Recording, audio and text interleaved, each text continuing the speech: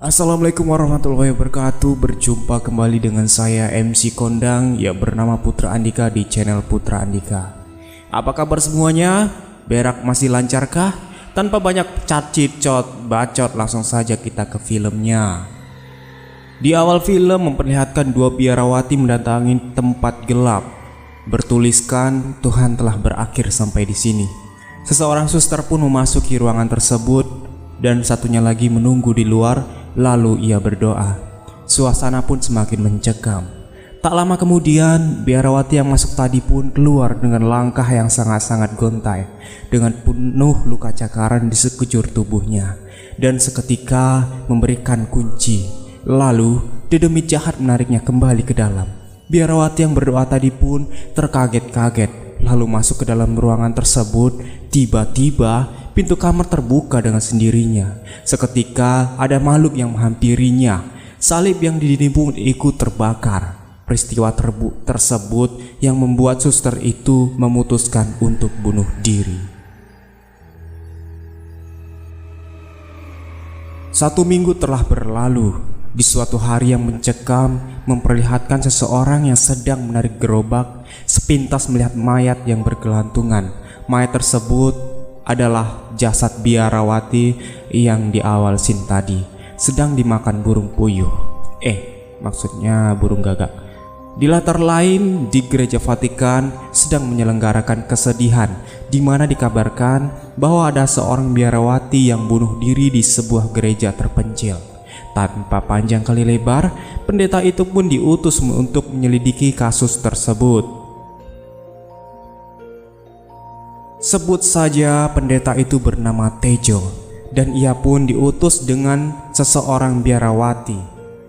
Di latar lain memperlihatkan di suatu kelas sedang berlangsungnya belajar mengajar purbakala bersama biarawati. Sebut saja biarawati itu bernama Surti. Di sini pun terlihat ketua biarawati itu datang dan memanggilnya, dan ternyata biarawati Surtilah yang mendapat tugas untuk menemani pendeta Tejo untuk menyelidiki kasus tersebut. Seketika pun biarawati Surti pun terheran-heran kenapa ia yang mendapat tugas, sedangkan ia pun belum banyak menguasai ilmu untuk menyelidiki kasus tersebut. Di suatu hari, pendeta Tejo dan biarawati Surti pun merencanakan untuk mengadakan pertemuan. Di sini pun biarawati Surti bertanya kenapa ia yang diutus untuk menjalankan misi tersebut. Namun pendeta Tejo pun mengatakan bahwa misi ini mempunyai maksud tersendiri dan berharap bahwa biarawati Surti pun dapat mengambil pengalaman dari misi ini. Setibanya mereka di rumah pemuda yang di awal scene tadi, sebut saja pemuda itu Gatot. Ketika melihat biarawati Surti yang bening itu pun, Gatot langsung menyosor tangannya Surti. Seketika pikiran kotor Gatot pun pecah ketika pendeta Tejo memperkenalkan dirinya dan Surti, dan menerangkan bahwa kedatangannya untuk mengorek kasus biarawati yang gantung diri tersebut. Awalnya Gatot menolak untuk mengantarkan mereka ke gereja tersebut, apalagi gereja tersebut adalah yang dikecam tempat terkutuk oleh penduduk desa sekitar. Namun seketika Gatot pun mengiyakan untuk mengantarkan pendeta dan biarawati Surti, dikarenakan Surti langsung yang meminta pertolongan tersebut kepada Gatot. Sesampainya mereka di hutan, kuda pun berhenti dengan langkahnya dan tidak mau meneruskan perjalanannya. Akhirnya mereka bertiga pun berjalan kaki. Di tengah perjalanan, Gatot pun memberitahu bahwa ia telah menyimpan biarawati tersebut yang telah ia temukan itu di sebuah ruangan. Dan seketika mereka memasuki ruangan tersebut, Gatot pun dibuat terheran-heran. Sebelumnya meletakkan mayat itu dalam keadaan tertidur, dan saat ini posisi mayat itu ialah terduduk. Pendeta menenangkan Gatot. Seketika mata Gatot pun tertuju pada tangan mayat tersebut yang sedang menggenggam sebuah kunci. Lalu Gatot pun mengambilnya, dan akhirnya mereka pun menguburkan mayat itu dengan normal. Ketika itu Surti pun terheran-heran karena melihat lonceng di setiap kuburan, dan pendeta Tejo pun menjawab bahwa lonceng tersebut menjadi tanda bahwa setiap mayat yang dikubur tidak akan pernah hidup lagi. Ketika mereka sampai di gereja, pendeta pun melihat seseorang yang sedang mengawasi mereka di jendela. Lalu pendeta pun melihat darah yang masih segar di depan pintu gereja tersebut. Setelah itu pun mereka memasuki gereja tersebut. Lalu mereka pun melihat ketua biarawati yang sedang terduduk diam. Pendeta pun memperkenalkan diri dan rekan-rekannya, lalu mengatakan maksud dan tujuannya datang, bahwa untuk mengorek informasi tentang kasus biarawati yang bunuh diri di minggu lalu tersebut. Lalu ketua biarawati tersebut mengatakan bahwa ada malam kebaktian yang akan diselenggarakan di gereja tersebut. Lalu mereka pun diberi kamar untuk menginap di gereja tersebut. Gatot pun memutuskan untuk pulang. Seketika di tengah perjalanan, ia pun melihat seseorang biarawati yang sedang berjalan mengindik-indik. Namun tiba-tiba ia malah ketibanan mbak-mbak yang mukanya lecek seperti tidak shopping setengah bulan. Sorry coy, ini jump scare.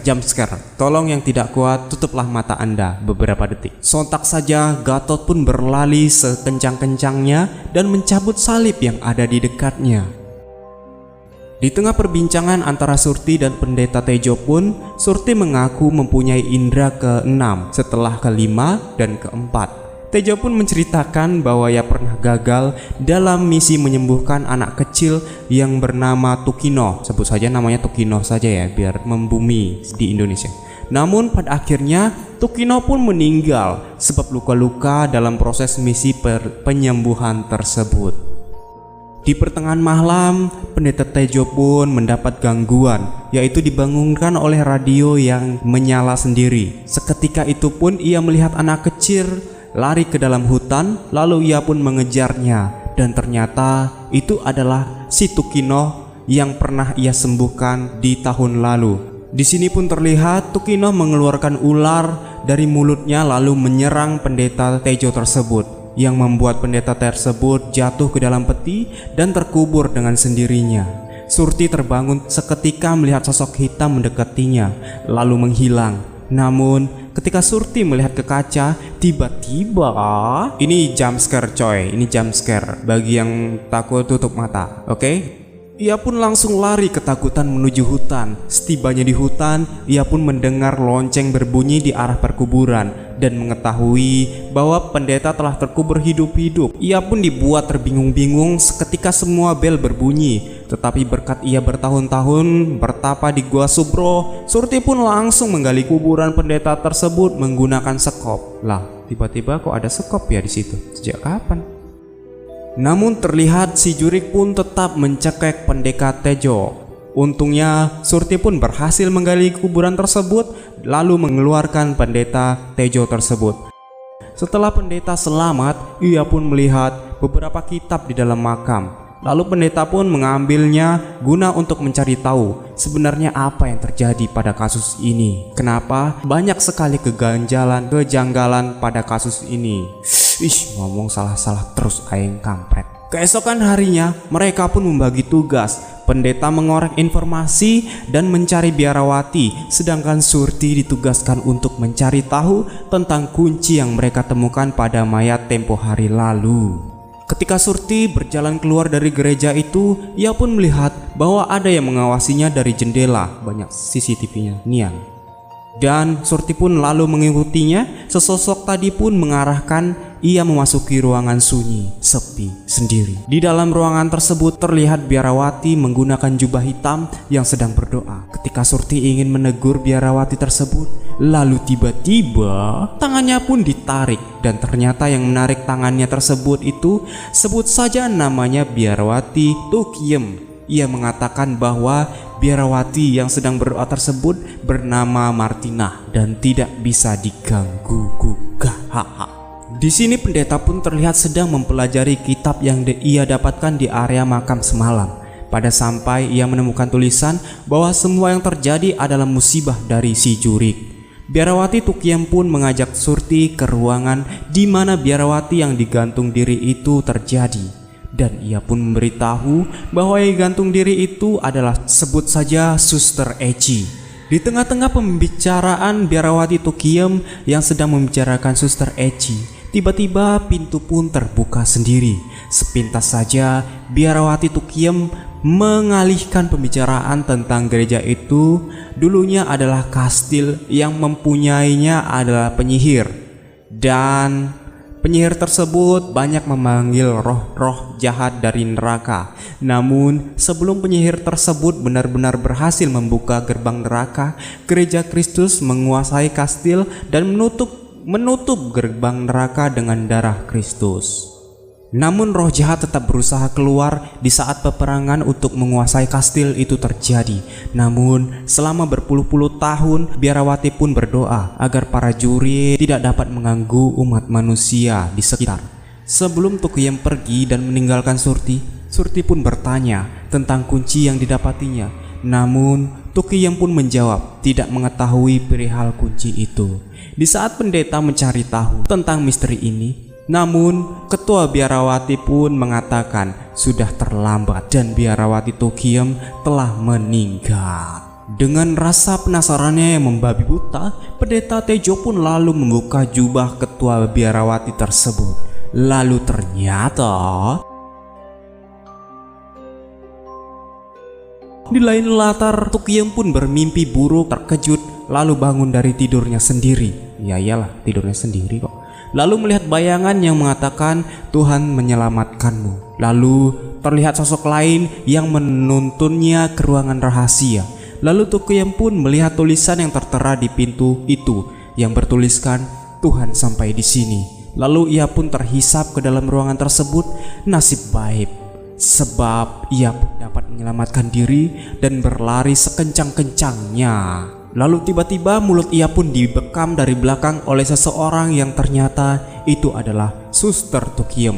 Suster Tukiem pun meminta agar biarawati Surti untuk masuk ke dalam ruangan berdoa dan dia bisa berdoa di sana untuk menetralisir jurik tersebut. Setelah memasuki ruangan berdoa tersebut, biarawati Surti pun malah melihat Suster Tukiem yang telah meninggal dalam keadaan yang mencengangkan. Di lain latar, pendeta pun terlihat sedang diteror oleh jurik yang bermuka mendiang Tukino. Seketika saja ia mendengar lonceng berbunyi dan mendekatinya. Namun ternyata suara lonceng tersebut mengarahkan ia ke peti. Terlihat mayat itu bangkit dari peti tersebut. Beruntung Gatot pun datang, pahlawan kesiangan dan memenggal kepala jurik tersebut. Ketika Surti sedang berdoa, terlihat sekelompok biarawati dan menghampirinya dan menyuruh agar ia melanjutkan doanya. Bahkan ketika melihat dan mendengar sesuatu, ia pun tetap harus berdoa. Ketika Surti sedang berdoa, terlihat sekelompok biarawati tadi terpental semua. Apakah mereka pun termasuk tergolongan jurik jahanam? Surti pun terlihat dipecut oleh makhluk yang tidak kasat mata. Namun ia terus tetap berdoa. Ketika bekas pecutan tersebut terlihat seperti lambang sesat. Terlihat pendeta dan Gatot tiba di ruangan Surti. Surti pun terheran-heran dikarenakan ia tidak melihat sekelompok biarawati yang berdoa bersamanya tadi. Dia hanya melihat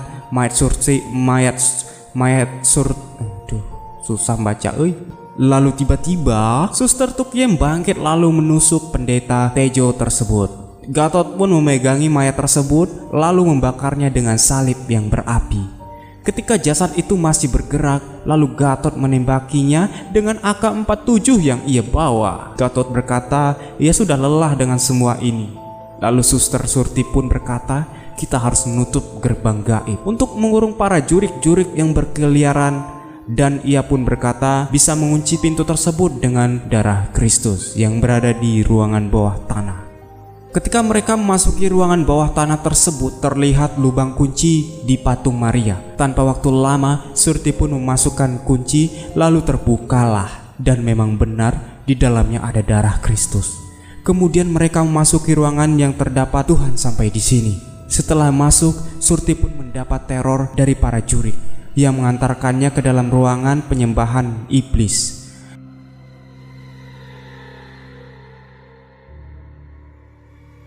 Terlihat beberapa jurik menyerupai biarawati dengan kepala yang terbungkus, lalu mengurung Surti.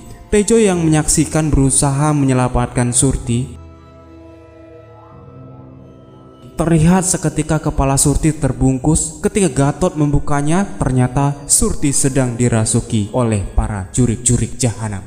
Gatot pun langsung terpental ketika Surti yang sedang kesurupan mendekat. Ia langsung mengusapkan darah Kristus, lalu jurik pun keluar dari badan Surti. Jurik pun mencekek Gatot sampai pingsan, sementara Surti terpelanting menyebur ke dalam kolam tersebut. Pendeta yang ingin menyelamatkan Surti malah terlilit ular jadi-jadian dan mematok bola matanya. Terlihat Surti pun ditenggelamkan oleh jurik ke dalam kolam tersebut. Seketika jurik pun melihat kalung Kristus yang di tangan Surti, lalu berusaha untuk merebutnya. Namun ia melihat bahwa darah Kristus sudah tidak ada lagi di dalam botol kalung tersebut. Tiba-tiba Surti yang tenggelam tadi pun muncul kembali ke permukaan, lalu menyemburkan darah Kristus dari mulutnya. Jurik pun terombang-ambing lalu masuk ke alamnya lagi, yaitu gerbang neraka. Gatot pun yang melihat lalu menyelamatkan Surti dari dasar kolam. Di keesokan paginya, terlihat Surti dan pendeta pun meminta izin pulang, dan keanehan pun terjadi, di mana terlihat di leher Gatot tanda salib terbalik. Apakah film akan berlanjut ke episode kedua? Berakhir video, berakhir pula waktu Mimin menemani pendengar-pendengar setia dari channel Putra Andika. Dan yang terakhir, tidak ada kata-kata mutiara karena Mimin otaknya masih buntu. Oke, jangan lupa subscribe, share agar Mimin lebih semangat lagi. Oke, terima kasih. Wassalamualaikum warahmatullahi wabarakatuh.